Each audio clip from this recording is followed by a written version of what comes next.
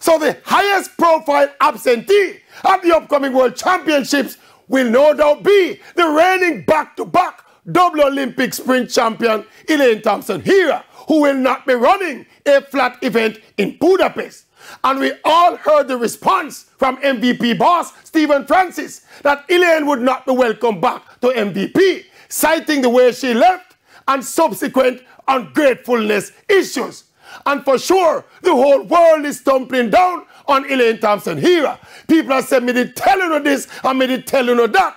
But I think we have a career to save right now. Elaine has 2 or 3 more good seasons left in her.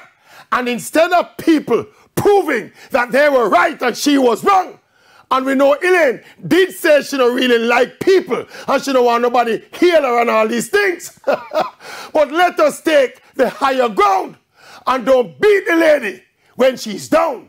Let us treat her like the legend that she is. Let us find her a camp and a good and credible coach.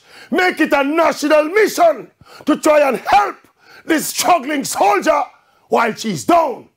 That is if Elaine is willing to take the help. Yes.